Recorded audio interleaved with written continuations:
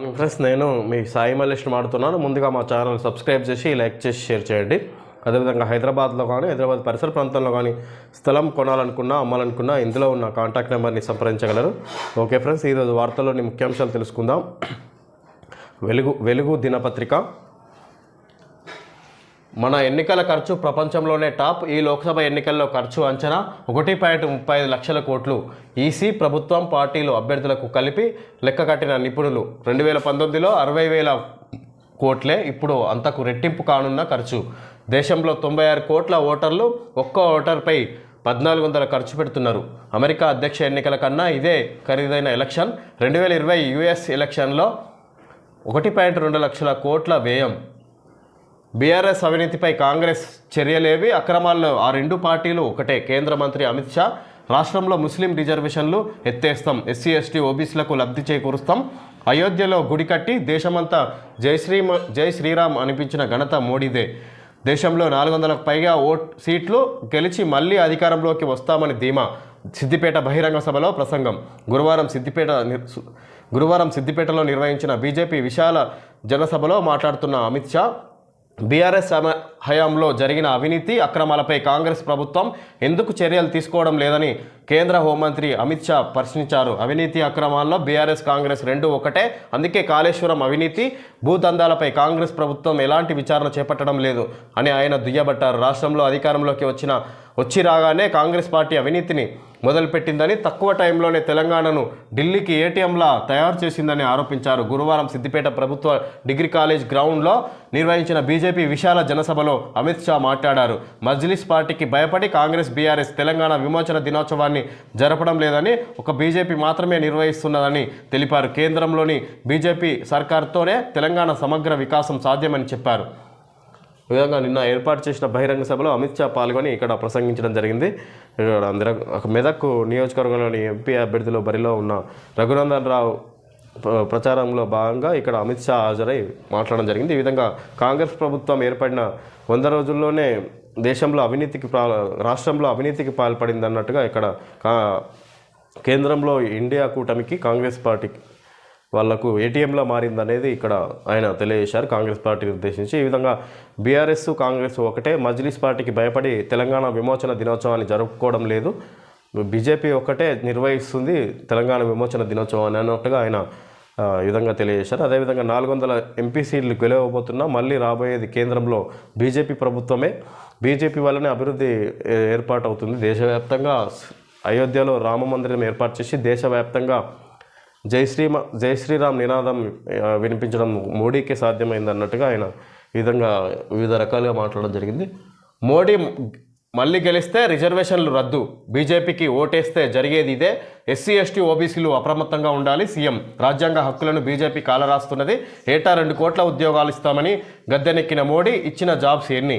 14 మంది ప్రధానులు 55 లక్షల కోట్ల అప్పు చేస్తే మోడీ ఒక్కడే చేసిన అప్పు 113 లక్షల కోట్లు. నిత్యావసర వస్తువుల రేట్లు విపరీతంగా పెంచిండు. అగరబత్తీలపైన జీఎస్టీ వేస్తుండు. కులగణనకు కాంగ్రెస్ కట్టుబడి ఉంది. కేంద్రంలో పవర్లోకి వస్తే జనాభా ప్రాతిపదికన రిజర్వేషన్లు అమలు చేస్తామని ప్రకటన. బీజేపీపై 10 ఏళ్ల మోసం, 100 ఏళ్ల విధ్వంసం పేరిట ఛార్జిషీట్ రిలీజ్. దేశంలో నరేంద్ర మోడీ మళ్ళీ గెలిస్తే ఎస్సీ ఎస్టీ ఓబీసీ రిజర్వేషన్లు రద్దు చేస్తారని, బీజేపీకి ఓటు వేస్తే రిజర్వేషన్ల రద్దును సపోర్ట్ చేసినట్లు అవుతుందని సీఎం రేవంత్ రెడ్డి అన్నారు. ఎస్సీ ఎస్టీ ఓబీసీలుగా అప్రమత్తంగా ఉండాలని ఆయన సూచించారు. లోక్సభ ఎన్నికలు రిజర్వేషన్లు ఉండాలా వద్దా అనే రిఫరెండంతోనే జరుగుతున్నాయని తెలిపారు. 2025 నాటికి రిజర్వేషన్ల రద్దు ఆర్ఎస్ఎస్ ఎజెండా. దాన్ని అమలు చేయడమే మోడీ ప్లాన్. బీజేపీకి ఓటు వేసే ముందు ఎస్సీ ఎస్టీ ఓబీసీలు ఆలోచించాలి అని ఆయన అన్నారు. కులగణనకు కాంగ్రెస్ కట్టుబడి ఉందని, కేంద్రంలో అధికారంలోకి వస్తే జనాభా ప్రాతిపదికన రిజర్వేషన్లు అమలు చేస్తామని చెప్పారు. 10 ఏళ్ల మోసం, 100 ఏళ్ల విధ్వంసం పేరిట బీజేపీపై ఛార్జిషీట్ను గురువారం గాంధీ భవన్లో CM PCC chief Revanth Reddy విడుదల చేశారు. కార్యక్రమంలో డిప్యూటీ సీఎం బట్టి విక్రమార్క, మంత్రులు కోమటిరెడ్డి వెంకటరెడ్డి, కొండా సురేఖ, పొన్నం ప్రభాకర్, ఏఐసీసీ కార్యదర్శి రోహిత్ చౌదరి తదితరులు పాల్గొన్నారు. ఇక్కడ బీజేపీపై ఛార్జిషీట్ను రిలీజ్ చేస్తున్న CM Revanth Reddy, deputy CM బట్టి, దీపాదాస్ మున్షి, మంత్రులు వెంకటరెడ్డి, కొండా సురేఖ, పొన్నం, ఎమ్మెల్సీ మహేష్ కుమార్ గౌడ్. ఈ విధంగా నిన్న గాంధీ భవన్లో సీఎంతో పాటు ముఖ్య సీఎంతో పాటు మంత్రులు వివిధ మంత్రులు ఏర్పాటు చేసిన సమావేశంలో బీజేపీపై ఛార్జ్ షీట్ను రిలీజ్ చేశారు. ఈ విధంగా దాంట్లో బీజేపీకి సంబంధించి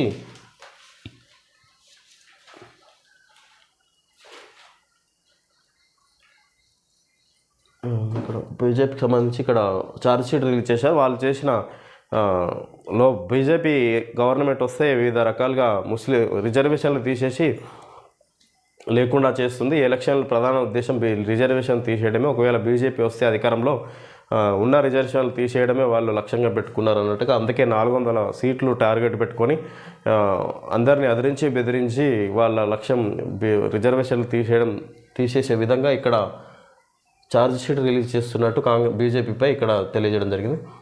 ఇవాళ సెకండ్ ఫేజ్ 89 స్థానాలకు పోలింగ్. లోక్సభ ఎన్నికల్లో భాగంగా దేశంలోని 13 రాష్ట్రాల్లో యూటీలోని 89 స్థానాలకు శుక్రవారం ఏప్రిల్ 26న సెకండ్ ఫేజ్ పోలింగ్ జరగనుంది. ఈ ఫేజ్తో కేరళ, రాజస్థాన్, త్రిపురలో ఎన్నికలు ముగియనున్నాయి. సన్ రైజర్స్ ఓటమి. వరుస విజయాలతో దూసుకెళ్తున్న సన్ రైజర్స్ జోరుకు బ్రేక్ పడింది. ఉప్పల్లో గురువారం జరిగిన మ్యాచ్లో 35 రన్స్ తేడాతో బెంగళూరుపై ఓడిపోయింది. బెంగళూరు 20 ఓవర్లలో 206 స్కోర్ చేయగా హైదరాబాద్ 171 మాత్రమే చేసింది. గ్రాడ్యుయేట్ ఎమ్మెల్సీ స్థానానికి మే 27న పోలింగ్. వచ్చే నెల 2 నుంచి 9 దాకా నామినేషన్లు. జూన్ 5న ఓట్ల లెక్కింపు షెడ్యూల్ రిలీజ్. మొత్తం ఓటర్లు 4,61,806 మంది. వరంగల్, ఖమ్మం, నల్గొండ గ్రాడ్యుయేట్ ఎమ్మెల్సీ అభ్యర్థిగా తనను ప్రకటించినందుకు సీఎంకు కృతజ్ఞతలు తెలుపుతున్న తీన్మార్ మల్లన్న. ప్రజల గుండెలు చీలిస్తే నేనే కనిపిస్తా, నా గుండె చీలిస్తే తెలంగాణ కనిపిస్తుంది. కేసీఆర్ దేవుడు తెలంగాణ కోసమే నన్ను పుట్టించాడు అనిపిస్తుంది. కాంగ్రెస్ సర్కార్పై యుద్ధం చేస్తాం. నిరుద్యోగ భృతి, మెగా డిఎస్సి ఏమైంది? 5 ఎకరాల పైనున్నోళ్లకు రైతు బంధు ఇస్తే ముళ్ళేమైనా పోతుందా? తీర్థం పుచ్చుకొని ప్రసాదం తిని ఊరేగింపులు తీస్తే కడుపు నిండుతుందా? కాంగ్రెస్కు ఓటేస్తే బీజేపీకి వేసినట్టేనని విమర్శ.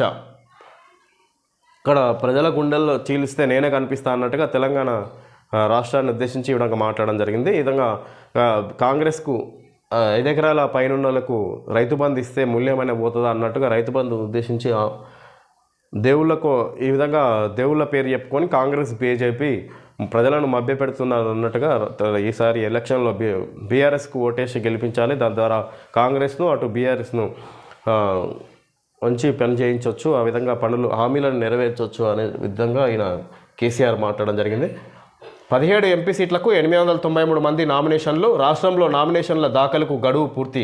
అత్యధికంగా మల్కాజ్గిరి స్థానానికి 114 మంది, అత్యల్పంగా ఆదిలాబాద్లో 23 మంది నామినేషన్. ఇవాళ స్క్రూటినీ, విత్డ్రాకు 29 వరకు ఛాన్స్. నామినేషన్ల గడువు నిన్నటితో ముగిసిందని ఇక్కడ 893 మంది నామినేషన్లు వేశాడు. రాష్ట్ర వ్యాప్తంగా 17 ఎంపీ సీట్లకు 893 మంది నామినేషన్లు వేశారు.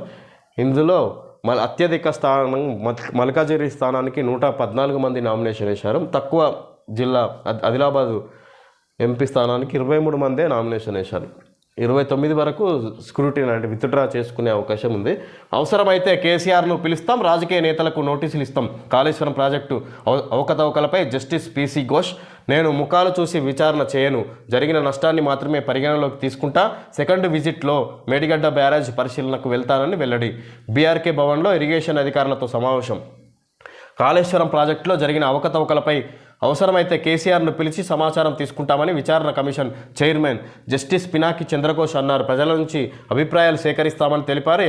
ఎంక్వైరీ ఇంకా ప్రారంభ దశలోనే ఉందని, నిపుణుల ఒపీనియన్ కూడా తీసుకుంటామని అన్నారు. గురువారం బీఆర్కే భవన్లోని కాళేశ్వరం జ్యుడిషియల్ కమిషన్ ఆఫీస్లో న్యాయ విచారణను జస్టిస్ ఘోష్ ప్రారంభించారు.